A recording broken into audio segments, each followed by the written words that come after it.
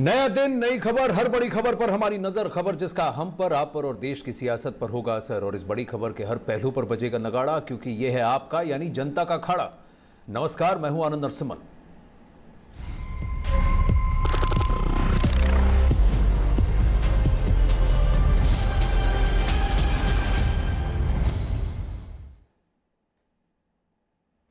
अखाड़ा में आज हमारे साथ जुड़ रहे हैं सोनू सूद।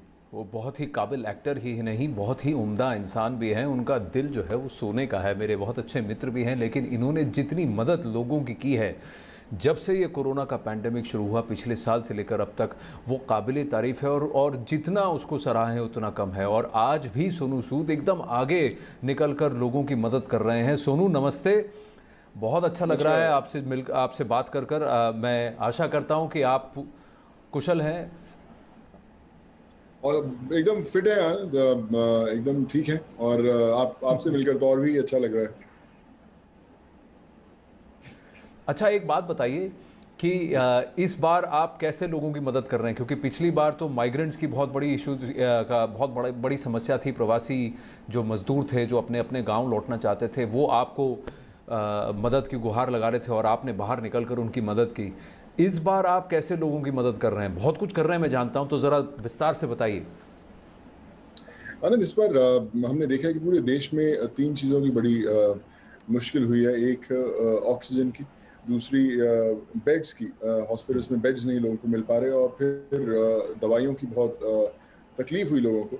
और जब हम लोगों ने जोड़ना शुरू किया सब लोगों को कि उनको बेड्स मिल सकें, दवाइयाँ मिल सकें या फिर ऑक्सीजन मिल सके, तो महसूस हुआ कि इतने लोगों को ज़रूरत है और उसके जो रिसोर्सेज हैं बहुत कम है। फिर देश भर में हमने जुड़ना शुरू किया और जहाँ जहाँ से जो जो चीज़ें मिल सकती हैं उनको आम जनता के साथ जोड़ना शुरू किया। और दिन से रात हमारा वही उनका वही काम रहता है कि सारा दिन लगे रहते हैं।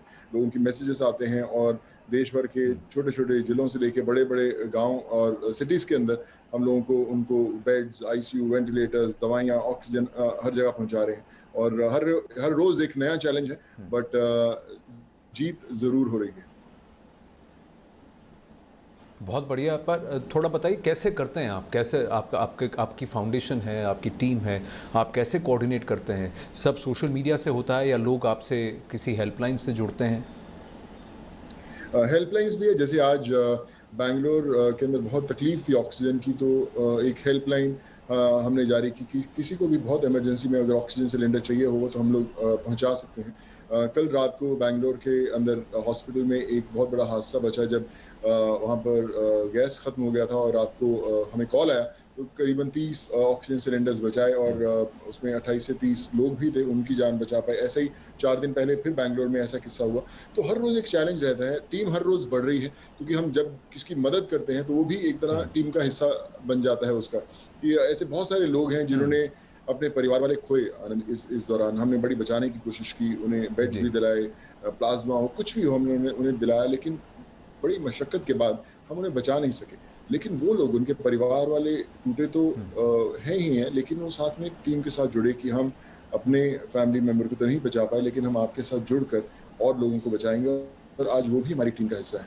आप देश के किसी भी कोने में बात कीजिए, आज वहाँ पर हमारे लोग हैं। उसमें बहुत सारे ऐसे लोग हैं जिन्होंने खुद अपने परिजनों को खोया है। तो टीम जो है स्ट्रांग होती जा रही है। लेकिन हाँ, चैलेंज हम लोगों को रोज़ होता है। दुःख इस बात का कई बार होता है कि जब आप बहुत घंटों किसी मरीज़ के लिए एक बेड दिलाने की कोशिश करते हैं और फिर सुबह पता चलता है कि आप उसे नहीं बचा पाए, तो वो एक बड़ा दुःख होता है। हमने देखा कि बहुत यंग जो लोग हैं उन्होंने अपनी जानें गँवाई हैं। बहुत सारे किस्से मिलते हैं, मैं आपको बता नहीं सकता। कि मैं अभी आपको जॉइन करने से पहले देख रहा था, तो मैक्सिमम जो एज ग्रुप है 22, 24, 30 की एज ग्रुप है जो इस समय अपनी ज़िंदगी और मौत की जो जंग लड़ रहे हैं। तो बड़ा दुःख होता है और लगता है कि कैसे भी इन्हें बचाना ज़रूरी है। तो कोशिश जारी है, टीम को सोने नहीं देता हूँ मैं, दिन-रात लगा रहता हूँ कि कोई भी इमरजेंसी आती है। और रात को ज़्यादा इमरजेंसीज़ आती हैं क्योंकि लोग अवेलेबल नहीं रहते। दिन में तो कहीं आप भागेंगे, कोई ना कोई मिल जाएगा, पर रात को हमारी टीम 24 घंटे तैयार रहती है कि कोई भी इमरजेंसी आए। सोशल मीडिया पे लोग मैसेजेस करते हैं, ट्विटर पे करते हैं और हमें किसी न किसी थ्रू फॉरवर्ड जाते हैं, तो हम लोग उन्हें कहीं न कहीं अपनी हेल्प पहुँचाने की कोशिश करते हैं। जी।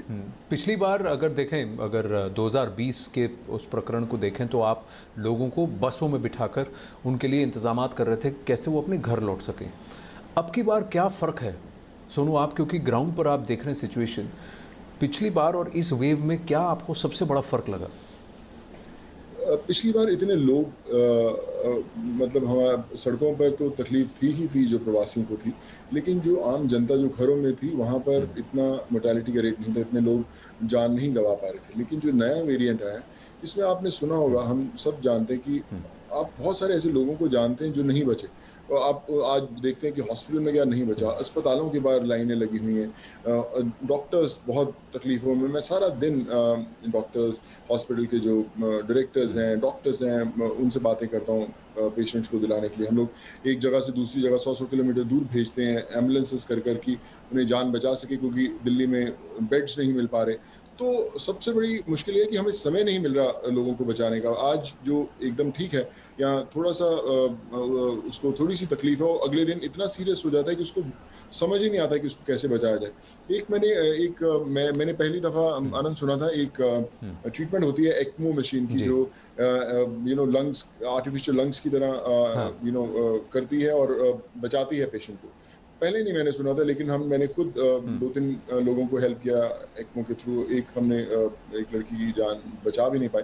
लेकिन आप विश्वास कीजिए, मुझे 10 से 20 केसेस रोज़ सिर्फ एक्मो के आते हैं कि आप इन्हें बचाइए। मतलब आप ये सोचिए कि लंग्स इतने लोगों के खत्म हो रहे हैं कि उन्हें बचने का समय नहीं मिल रहा, और बहुत लिमिटेड मशीन्स है पूरे देश के अंदर। हॉस्पिटल्स की जो एक बार मशीन जो ऑक्यूपाई होती है, वो छूटती नहीं है, और लोग इतने डेस्परेट हैं, आप कितना भी पैसा खर्च ना करना चाहें, लेकिन आपको मशीन ही नहीं मिलेगी। और आप सोचिए कि अगर आप उन्हें बचा ना पाए, तो जितने इन्फ्लुएंशियल लोग हैं, वो भी क्या सोचते होंगे कि आपने ज़िंदगी में क्या किया कि आप अपनी जान बचाने के लिए एक चीज़ अवेलेबल नहीं कर पाए, लोग ऑक्सीजन सिलेंडर अवेलेबल नहीं कर पाए, और लोगों ने जान गंवाई। तो ये बड़ा दुःख हो रहा है कि जी। जो जान की कीमत इतनी सस्ती हो गई है।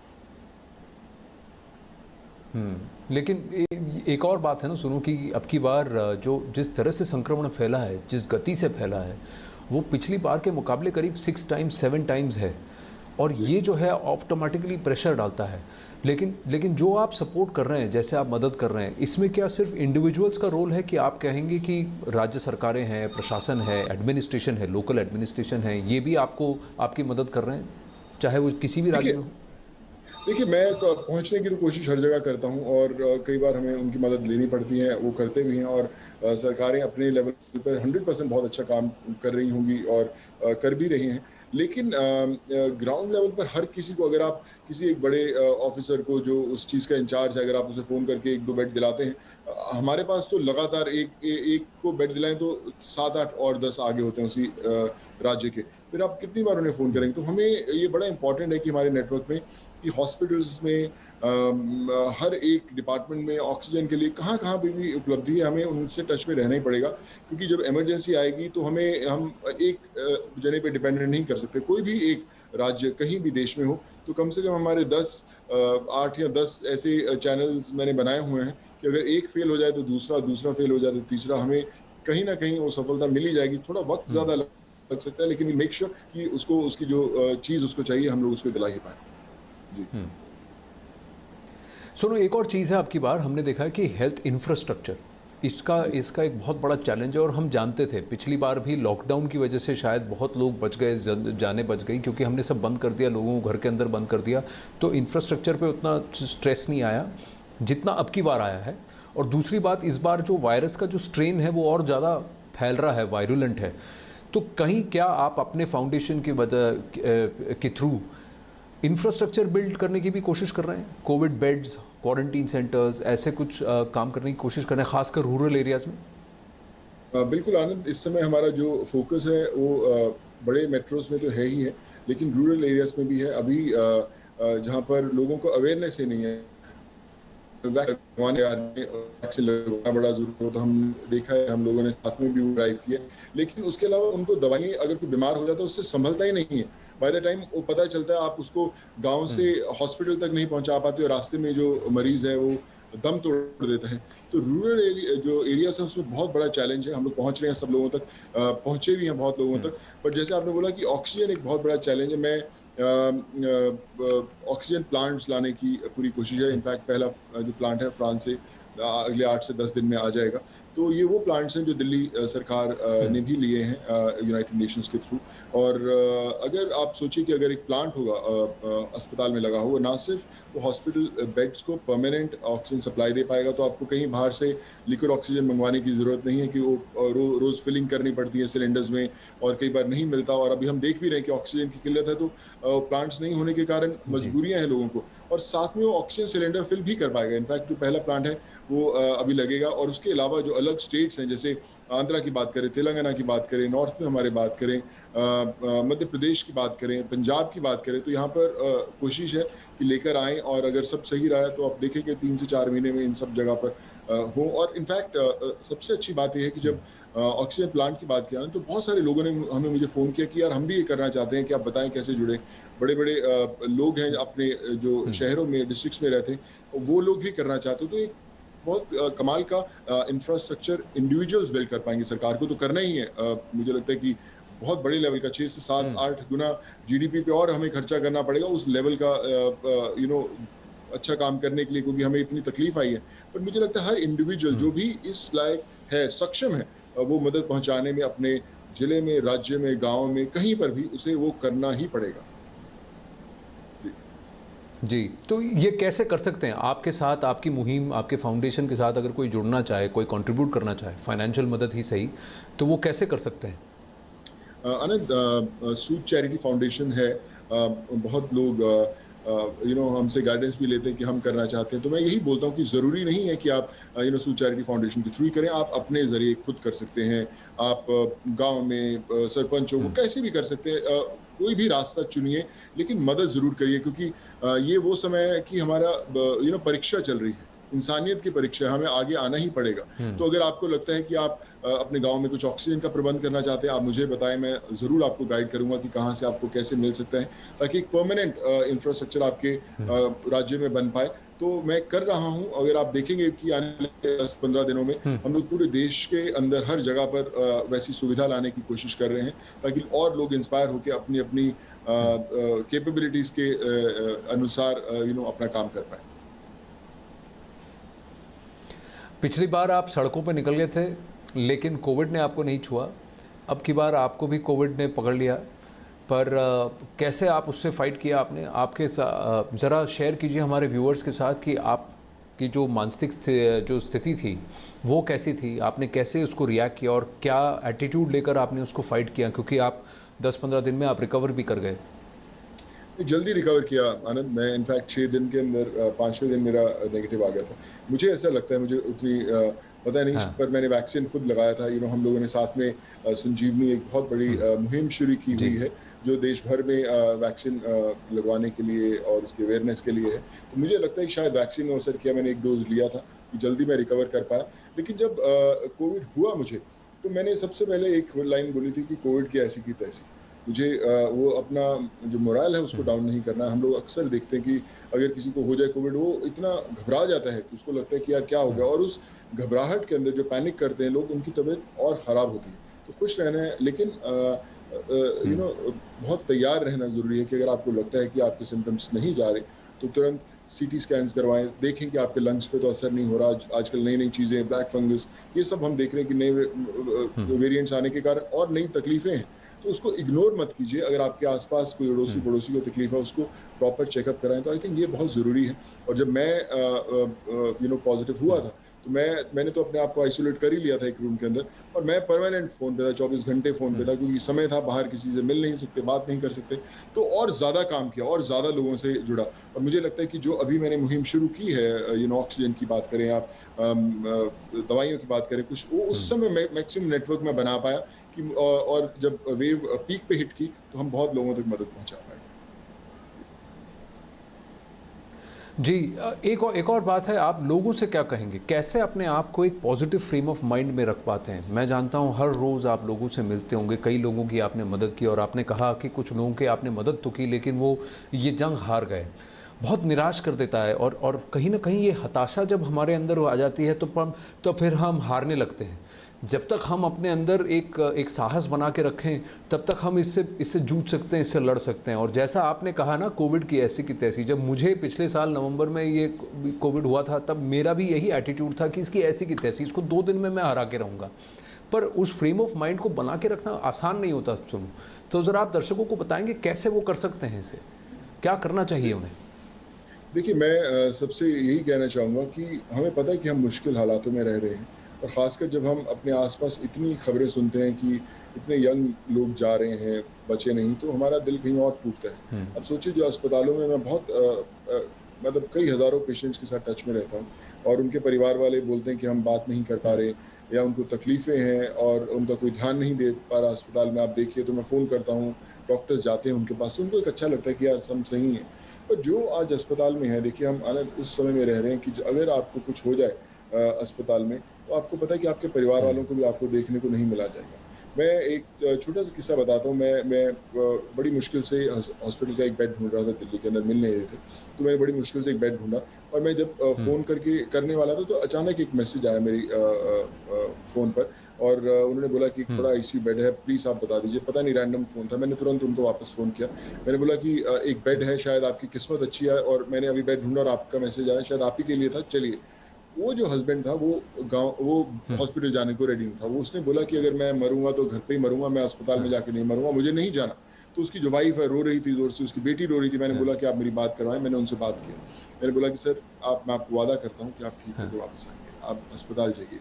तो वो इतना घबराया हुआ था कि कह रहा, सर अगर मैं चले गया तो ना मैं अपने परिवार के साथ को दोबारा मिल पाऊँगा, और अगर मुझे कुछ हो गया तो मेरे परिवार वाले वापस देख भी नहीं पाएँगे। तो मैं समय इधर ही बिताना चाहता हूँ। आप ये सोचिए कि मेंटली लोग इतने टूट चुके हैं कि उन्हें लगता है कि यार मैं घर पे ही रहूँ और हो जाऊँ, और उसमें बहुत लोगों की तबीयत खराब भी होती है।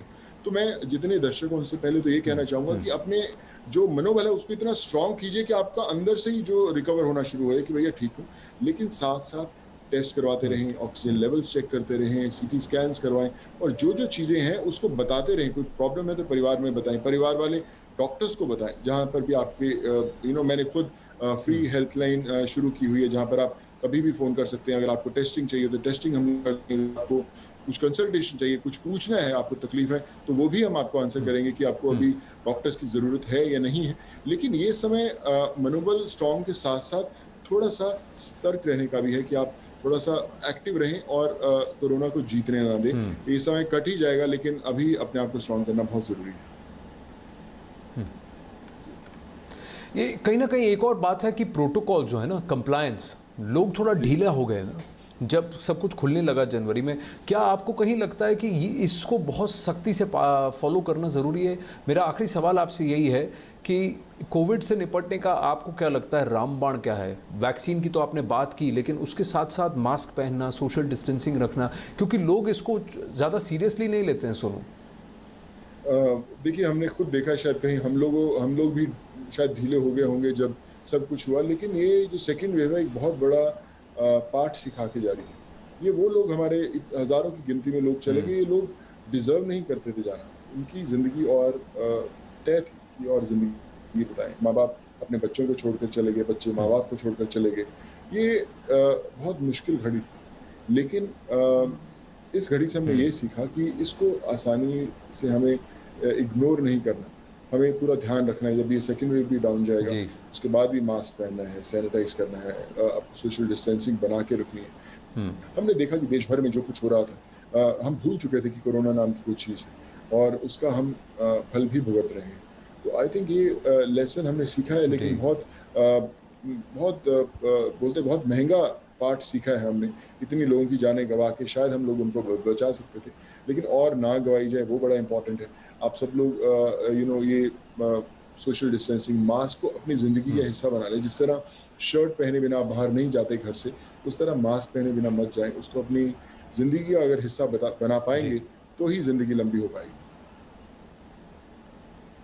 बहुत सही कहा आपने सोनू सूद। आपको और आपकी टीम को बहुत बहुत शुभकामनाएं, बहुत बहुत धन्यवाद। और मैं उम्मीद करता हूं कि आप और भी लोगों की ऐसे ही मदद करें।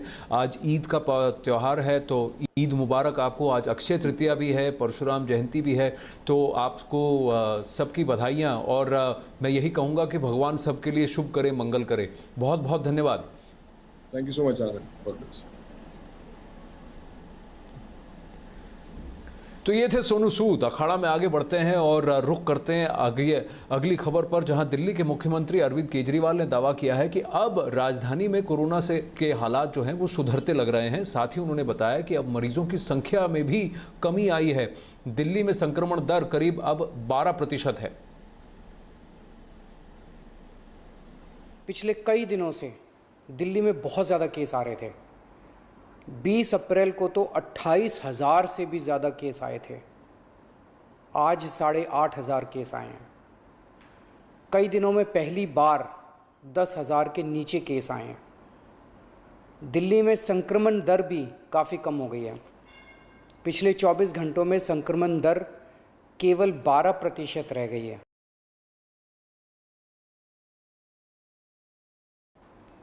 पिछले कई दिनों से दिल्ली में बहुत ज़्यादा केस आ रहे थे। 20 अप्रैल को तो 28,000 से भी ज़्यादा केस आए थे। आज 8,500 केस आए हैं। कई दिनों में पहली बार 10,000 के नीचे केस आए हैं। दिल्ली में संक्रमण दर भी काफ़ी कम हो गई है। पिछले 24 घंटों में संक्रमण दर केवल 12% रह गई है। संक्रमण दर का मतलब, अगर हम 100 लोगों का टेस्ट करते हैं तो उसमें कितने लोगों को कोरोना मिलता है। ज़्यादा संक्रमण दर का मतलब होता है कि कोरोना बहुत ज़्यादा फैला हुआ है। आज ये संक्रमण दर केवल 12% आई है। 22 अप्रैल को ये 36% तक पहुंच गई थी दिल्ली में संक्रमण दर। इसका मतलब दिल्ली में अब काफ़ी कम लोग बीमार पड़ रहे हैं। अस्पतालों में भर्ती लोगों की संख्या भी अब काफ़ी कम हो गई है। पिछले 10 दिनों में दिल्ली के अस्पतालों में कोरोना के 3,000 से ज़्यादा मरीज कम हो गए हैं। यहाँ कि 3,000 बेड खाली हो गए हैं और अब अस्पतालों में बेड मिलने में परेशानी नहीं हो रही है।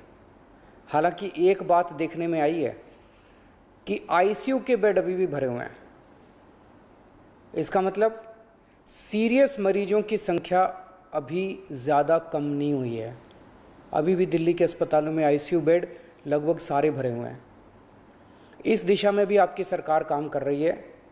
लगभग 1200 नए आईसीयू बेड बन के तैयार हो गए हैं और आज या कल में ये चालू होने वाले हैं। इससे अपने दिल्ली वासियों को काफ़ी राहत मिलेगी। दिल्ली में जो केस कम हो रहे हैं, इसमें हर दिल्ली वासी का बहुत ज़्यादा सहयोग रहा है। हमने दिल्ली में बहुत कड़ा लॉकडाउन लगाया, लेकिन दिल्ली वासियों ने उसमें पूरा सहयोग किया। सबने पूरी तरह से लॉकडाउन का पालन किया। आज सब लोग बात कर रहे हैं कि दिल्ली वासियों ने इतने कम समय में कोरोना के केस कम कैसे कर लिए। ये केवल और केवल दिल्ली वासियों के अनुशासित आचरण की वजह से हुआ है। लेकिन लड़ाई अभी जीती नहीं गई है। लड़ाई अभी बाकी है। अभी भी 8,500 केस आए हैं। इनको 0 तक ले जाना है। कोरोना को पूरी तरह ख़त्म करना है। और दूसरी बात, हम अगर अब ढीले पड़ गए तो ये केस फिर बढ़ जाएंगे। कोई गारंटी नहीं है कि ये कम ही रहेंगे। फिर से दिल्ली पे मुसीबत आ सकती है। इसीलिए किसी भी हालत में ढिलाई नहीं करनी, कड़ाई से लॉकडाउन का पालन करना है और कोरोना से बचने के जितने भी उपाय हैं वो सारे लागू रखने हैं। दिल्ली सरकार भी अपने इंतजामों में कोई कमी नहीं छोड़ रही। हम अभी और नए ऑक्सीजन बेड बना रहे हैं। ऑक्सीजन के कई हज़ार सिलेंडर खरीद रहे हैं। नए नए आईसीयू बेड बना रहे हैं, ताकि भगवान ना करे अगर कोरोना के केस फिर से बढ़ गए तो हमारी तैयारी में कोई कमी नहीं होगी। पिछले कुछ दिनों में बेहद बहुत दुखदाई दिन बीते। पिछले सभी कोशिशों के बावजूद हम अपने कई दिल्ली वासियों को बचा नहीं पाए। कई परिवारों में तो एक से ज़्यादा मौत हुई हैं। मैं भगवान से प्रार्थना करता हूँ कि इन सभी आत्माओं को शांति प्रदान करे। बड़ी खबर आ रही है स्पुतनिक वैक्सीन से जुड़ी हुई। Sputnik V, doctor Reddy's lab ने आज स्पुतनिक वी वैक्सीन लगाने की शुरुआत कर दी है। जानकारी के मुताबिक स्पुतनिक वी की पहली डोज जो है हैदराबाद में लगाई गई। इससे पहले डॉक्टर रेड्डीज लैब ने जानकारी दी कि हिमाचल प्रदेश में सेंट्रल ड्रग्स लेबोरेटरी की मंजूरी मिलने के बाद स्पुतनिक वी की डोज लगाने का काम शुरू किया गया है। डॉक्टर रेड्डीज लैब के मुताबिक स्पुतनिक वैक्सीन की एक डोज की कीमत 948 रुपए प्लस जीएसटी तय की गई है।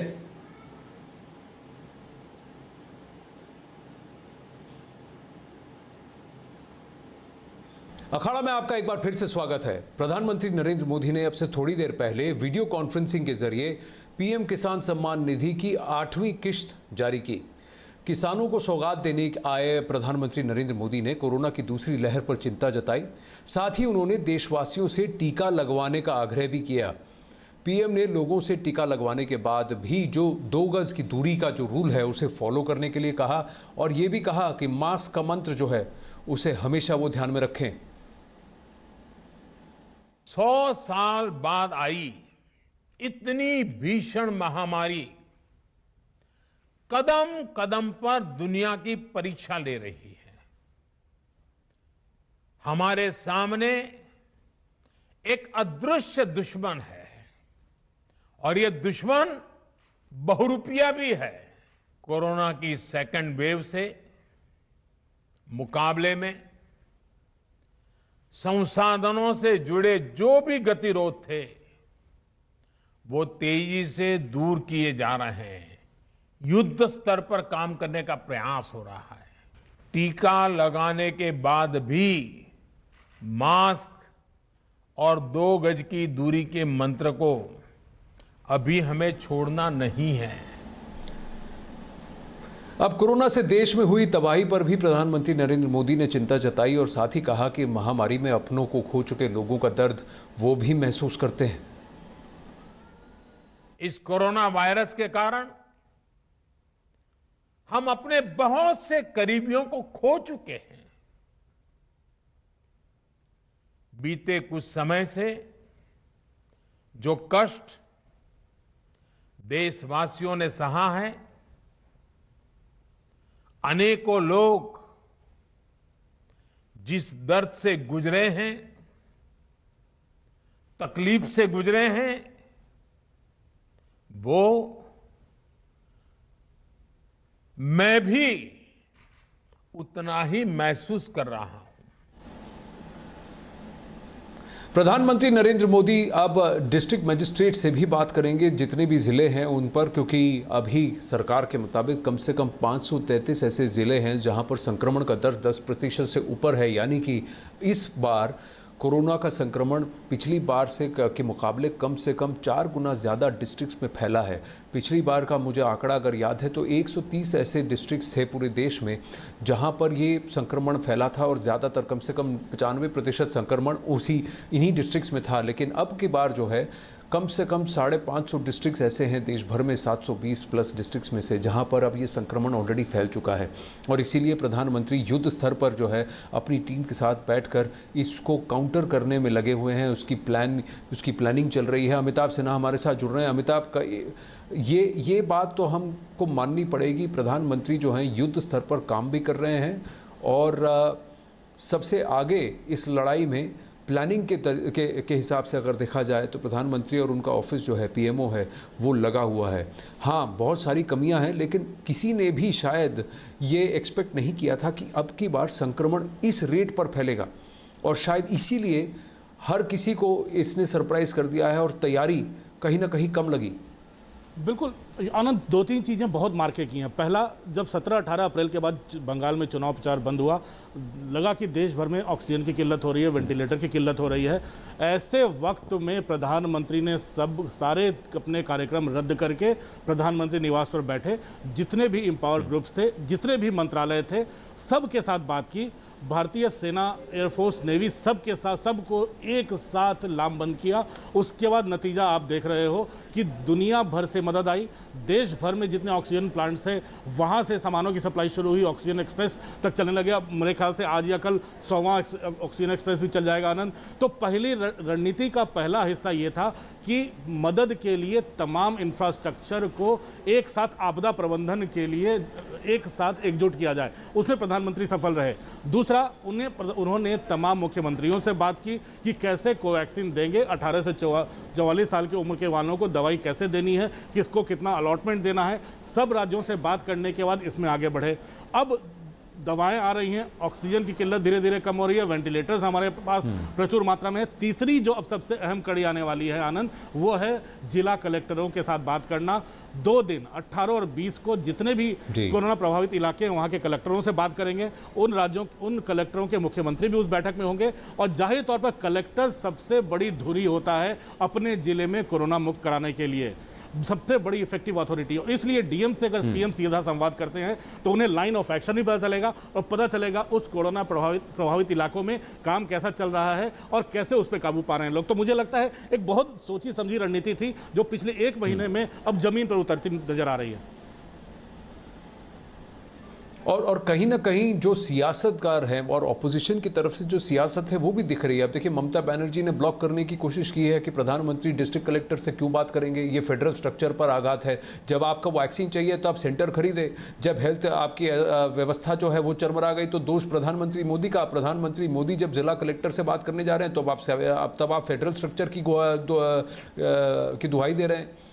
इस तरह की सियासत जो है, क्या ये लोगों से लोग अनदेखी कर रहे हैं या लोग इसको समझ रहे हैं? क्योंकि कहीं ना कहीं अमिताभ, आप भी जानते हैं कि प्रधानमंत्री नरेंद्र मोदी को बहुत कोसा जा रहा है। बहुत एक पूरा एक सेगमेंट है, एक खेमा है जो कि यहाँ पर देश में ही नहीं विदेश में भी टारगेट कर रहा है प्रधानमंत्री को और उनके ऑफिस को। क्या उनको इससे फर्क पड़ता है या फिर उन्होंने सिर्फ ये कहा है कि मेरा फोकस ये है कि मैं भारत में अपने भारतवासी के और गांव में कितनी जानें बचा सकता हूं और किस तरह से अपनी जो ये बहुत ही फ्रेल मेडिकल इंफ्रास्ट्रक्चर है इसको कम से कम इस तरह से तैयार कर सकूं कि जो भी आपदा आएगी, जो भी महामारी के जो संक्रमण के केसेस आएंगे उसको कम से कम हम झेल तो सकें। एक पुरानी बड़ी गांव में कहावत है आनंद की, अपनी बुद्धि और दूसरे का पैसा हमेशा 100 गुना लगता है। और शायद यहाँ पे यही बात लागू हो रही है कि सबको लग रहा है कि सबसे बड़े स्ट्रैटेजिस्ट वही हैं, सबको लग रहा है कि केंद्र सरकार कुछ काम नहीं कर रही है, सबको ये लग रहा है कि मोदी सरकार ने बहुत देरी कर दी। प्रधानमंत्री मोदी जानते हैं कि मुश्किलें आई हैं, प्रधानमंत्री ये भी जानते हैं कि कई राज्यों को मुश्किलें हो रही हैं क्योंकि मेडिकल इंफ्रास्ट्रक्चर इतना नहीं है, लेकिन कोशिशें तो जारी रख रहे थे। दुनिया का कोई भी आनंद इतना बड़ा अमीर देश, अमेरिका हो चाहे वेस्टर्न यूरोप के बड़े बड़े अमीर देशों, किसी के पास भी अगर 600 बेड का अस्पताल है और 6 लाख मरीज आ जाएं तो कोई भी अमीर देश भी इसकी भरपाई नहीं कर सकता। ये बात लोगों को समझनी होगी, खासकर भारत जैसे देश में जहां की आबादी करोड़ों में है और मेडिकल इंफ्रास्ट्रक्चर 70 सालों के बाद हम किस स्थिति में आनंद या पूरी दुनिया जानती है और हम भी जानते हैं। तो जाहिर तौर पर दोषारोपण करना आनंद आसान है, लेकिन जो काम चल रहा है, भूखों को खाना पहुंचाना, मुफ्त राशन देना, कैसे प्रवासी लोग वापस लौट रहे हैं, अगर उनको बैठे बैठे खाना मिल रहा है इस कोरोना संकट में, और पीएम खुद आकर बोल रहे हैं कि आप सोशल डिस्टेंसिंग करो, उनके जनधन अकाउंट में भी पैसे अगर पीएम डाल रहे हैं किसानों के, तो कहीं ना कहीं शहर की जनता हो, कस्बों की जनता हो, गांव की जनता हो, ध्यान सब पे है।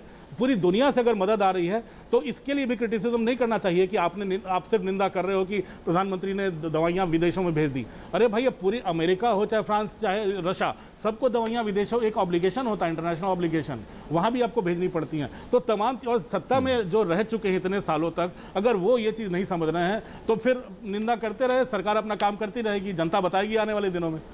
जी जी, अमिताभ आप मेरे साथ बने रहिए, क्योंकि प्रधानमंत्री ने गांव में जो इस तरह से संक्रमण का दर फैल रहा है उस पर चिंता जताई। उन्होंने कहा कि गांव में मास्क पहनना और सोशल डिस्टेंसिंग रखना बहुत ज़रूरी है, लेकिन ये भरोसा भी दिलाया कि देश कोरोना को हराकर ही दम लेगा। इस कोरोना वायरस के कारण हम अपने बहुत से करीबियों को खो चुके हैं। बीते कुछ समय से जो कष्ट देशवासियों ने सहा है, अनेकों लोग जिस दर्द से गुजरे हैं, तकलीफ से गुजरे हैं, वो मैं भी उतना ही महसूस कर रहा हूं। ये संक्रमण अभी गांव में भी तेजी से पहुंच रहा है। देश की हर सरकार इससे निपटने के लिए हर संभव प्रयास कर रही है। इसमें गांव के लोगों की जागरूकता, हमारी पंचायती राज से जुड़े जो भी व्यवस्थाएं हैं उनका सहयोग उनकी भागीदारी उतनी ही आवश्यक है। भारत हिम्मत हारने वाला देश नहीं है। न भारत हिम्मत हारेगा और न कोई भारतवासी हिम्मत हारेंगे। हम लड़ेंगे और जीतेंगे। गांव में रहने वाली सभी भाई बहनों को कोरोना से फिर सतर्क करना चाहता हूं। ये संक्रमण अभी गांव में भी तेजी से पहुंच रहा है। देश की हर सरकार इससे निपटने के लिए हर संभव प्रयास कर रही है। इसमें गांव के लोगों की जागरूकता, हमारी पंचायती राज से जुड़े जो भी व्यवस्थाएं हैं, उनका सहयोग, उनकी भागीदारी उतनी ही आवश्यक है। आपने देश को कभी निराश नहीं किया है। इस बार भी आपसे यही उम्मीद है। अमिताभ, एक सबसे बड़ी चिंता की बात यह है कि पिछली बार जब ये संक्रमण फैला था उस वक्त गांव में इसका असर कम दिखा था। भले ही बहुत सारे प्रवासी मजदूर थे जो सड़कों पर थे और उनकी तकलीफें थी, लेकिन संक्रमण का दर जो था वो रूरल एरियाज में उतना नहीं था। अब की बार जो है ये संक्रमण का जो है अब रूरल एरियाज में गांव में फैलता हुआ लग रहा है। क्या गांव में अभी भी सीरियसनेस है? क्योंकि कई जगह ये लगा था कि पिछली बार आपने 6 महीने बंद कर दिया, लॉकडाउन कर दिया, देश बंद कर दिया, लेकिन कहाँ आया संक्रमण, कहाँ आया कोरोना? जब गांव में रूरल एरियाज में आप जाते हैं तो वहाँ लोगों को इसकी परवाह नहीं है, चिंता नहीं है। तो इसकी तैयारी कैसे की जा रही? आनंद, इसके बारे में मैं 2-3 चीज़ें कहना चाहूँगा। रूरल स्प्रेड, जिसे ग्रामीण स्तर पे संक्रमण की बात है, इसको लेकर सरकार पिछले 1 महीने से चिंतित है। मुझे याद है 13 अप्रैल को 2 मई को, मुझे जहाँ तक याद आ रहा है, पंचायत चुनाव के यूपी में नतीजे आ रहे थे। 3 तारीख को पीएम की कंस्टिट्यूंसी वाराणसी में AK शर्मा, जो वहाँ विधान परिषद है, वहाँ के डिविजनल कमिश्नर ने, सबने एक बड़ी बैठक वहाँ बुलाई थी। जितने पंचायत प्रतिनिधि चुन कराए थे उनकी, और जो भी जन प्रतिनिधि थे वहाँ पर और अधिकारी थे ब्लॉक स्तर पर, उनको बुलाया गया था। और अब हर ब्लॉक में एक कंट्रोल रूम बनाया गया। 70,000 से ज़्यादा मेडिकल किट्स बांटे गए गाँव में। और उसके बाद ये सुनिश्चित करने की कोशिश की गई कि अगर कोरोना हिट करता है उन तमाम गांवों में तो कैसे लोग बचाव करें, इसके बारे में अवेयरनेस, जागरूकता अभियान चलाया गया। दूसरी बात, नागरिक, ये जो पंचायती राज मंत्रालय है केंद्र का, इसने 1 महीने पहले, मुझे तारीख अभी मैं बता नहीं सकता, लेकिन मुझे लगता है पिछले 15-20 दिनों से लगातार राज्य सरकारों को एडवाइजरी जारी कर रहा है कि गाँव के स्तर पर ऐसे ऐसे काम करें, आप ऐसे ऐसे कदम उठाएं। और राज्य सरकारें भी जवाब दे रही हैं कि वो कैसे कदम उठा रही हैं गांव में जागरूकता फैलाने के लिए। पंचायतों को मजबूत किया जा रहा है कि जागरूकता फैलाएं, कैसे घर घर पे नजर रखें। तो इसमें कई जगहों से बड़े अनूठे प्रयोग सामने आए। आनंद, धीरे धीरे वो जनता को पता चलेंगे, लेकिन इतना तो साफ है कि ये चिंता गांव तक फैलने की, कस्बों तक फैलने की, ये चिंता सरकार को है और सरकार पहले से कदम उठा रही है। अब एक चीज तो साफ है कि केंद्र, गांव और राज्य स्तर पर जब तक समन्वय नहीं होगा तब तक ये चीजें दूर नहीं होगी। लेकिन जिला पंचायतों को काफी मजबूती दी जा रही है अभी ब्लॉक स्तर से भी। पंचायतों को मजबूती के साथ साथ वहाँ पर इमीडिएटली अगर संक्रमण फैलता है, किसी को कोविड होता है, तो फिर किस तरह से किया जाए। टेस्टिंग सेंटर्स कई जगह है कि बहुत दूर हैं गांव से, तो कैसे टेस्टिंग की जाए और फिर ट्रीटमेंट कैसे की जाए और ट्रैकिंग कैसे किया जाए। ये 3 चीज़ें जो हैं बहुत इंपॉर्टेंट है अमिताभ, और इस पर काम करना बहुत ज़रूरी है। और ये कोई आसान बात नहीं है, क्योंकि अगर शहरों में ही ये करना मुश्किल हो रहा है तो गांव में, ग्रामीण इलाकों में इसे कैसे किया जाएगा? क्या इसकी कोई रणनीति है, या क्या इसीलिए जिला कलेक्टर से मुलाकात करेंगे प्रधानमंत्री और इस पर बात करेंगे? क्योंकि हमारे पास उतने PCR किट्स, RT-PCR किट्स नहीं है, टेस्टिंग लैब्स नहीं है, तो लोगों को कैसे जानकारी दी जाएगी? और गांव खेड़े में, ग्रामीण इलाकों में एम्बुलेंस नहीं है। यहाँ शहरों में एम्बुलेंस में इस तरह से लूट मची हुई है, वहाँ कैसे ट्रीटमेंट किया जाएगा? कैसे उनको ले जाया जाएगा पास के अस्पताल में? और क्या इन गाँव में हर जिला जो है वहाँ पर क्या कोविड सेंटर्स बनाने की कोशिश की जा रही है? ऑक्सीजन के लिए क्या किया जा रहा है? ये सारी बहुत ज़्यादा प्लानिंग की ज़रूरत है। अगर आप कह रहे हैं कि 550 डिस्ट्रिक्ट्स में कम से कम ये संक्रमण देश भर में फैल चुका है, तो बहुत बड़ा स्ट्रेस है हमारी रिसोर्सेज पर अमिताभ। आनंद 550 जिलों की बात तो नहीं, लेकिन जो बुरी तरह से जो जिसको कंटेनमेंट जोन बनाने की बात होती है, उसमें मुझे लगता है पहले दौर में जब 85 जिला कलेक्टरों से बात करेंगे और दूसरे दौर में 100 के करीब, तो करीब 200 जिलों के जिला कलेक्टरों से प्रधानमंत्री बात करने वाले हैं, जो सबसे ज़्यादा संक्रमित लग रहे हैं। और मैंने आपको बताया कि जैसे पंचायती राज संस्थाएं वो कैसे कर रही हैं। केरल में सरकार ने हर पंचायत को एम्बुलेंस देने की व्यवस्था की है। गुजरात के कई गांव ने सेल्फ आइसोलेशन में अपने आप को सेल्फ आइसोलेट करने के लिए अब खुद ही लॉकडाउन लगा लिया है कि बाहर वाला कोई अंदर ना आ पाए। वहां पे खुद ही अपने जो टेम्परेचर नापने वाले गन होती है उससे टेम्परेचर नाप रहे हैं घर घर जाकर। ये पंचायत और सोशल आंगनवाड़ी वर्कर कर रहे हैं। लेकिन जो सबसे बड़ी चिंता है उनको अस्पतालों तक ले जाने की और उनको कैसे सुविधा दी जाए अगर प्रिलिमिनरी जांच में अगर सिम्टम भी आ रहे हैं, तो इसके बारे में जागरूकता भी फैलाई जा रही है। आंगनवाड़ी वर्करों का सहायता लिया जा रहा है। बहुत बड़ी चिंता है, ये चुनौती भी बहुत बड़ी है आनंद। अब देखते हैं कलेक्टरों के साथ मिलकर कैसे होता है। लेकिन अगर वैक्सीनेशन प्राइमरी हेल्थ सेंटर ये डोजेज अगर 2 महीने तक लोगों को मिल गई 45 से ऊपर भी और नीचे के लोगों पर भी, तो मुझे लगता है कि तीसरी वेव से काफी हद तक बचने में काफी मदद मिलेगी। जी, वैक्सीनेशन की ड्राइव को वहां तक ले जाने के लिए आपके लिए वैक्सीनेशन की और खेप चाहिए, और ये खेप आते आते हमको जुलाई अगस्त लग जाएगा। चलिए, एक और बात, एक और विषय है जिस पर प्रधानमंत्री ने बात की और पूरी तरह से स्पॉटलाइट वहां पर डाला, वो जिस पर हम बात कर चुके हैं यहाँ और न्यूज़ 18 पर कंटिन्यूसली आपको दिखाते जा रहे हैं, कोरोना काल के गिद्धों के बारे में। और उन्होंने राज्य सरकारों से आग्रह किया है कि कड़ी से कड़ी कार्रवाई की जाए ऐसे गिद्धों पर।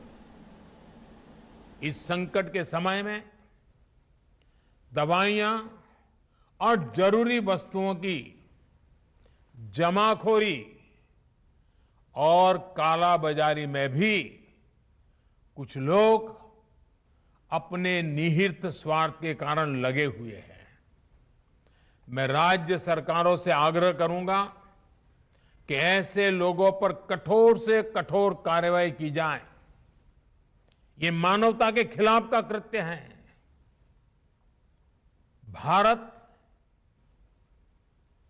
हिम्मत हारने वाला देश नहीं है। न भारत हिम्मत हारेगा और न कोई भारतवासी हिम्मत हारेंगे। अमिताभ, आपके इनपुट्स के लिए धन्यवाद। अखाड़ा में वक्त हो चला है आपसे विदा लेने का। नमस्ते। खबरें जारी रहेंगी न्यूज़ 18 इंडिया पर। अर्पिता के साथ बने रहिए।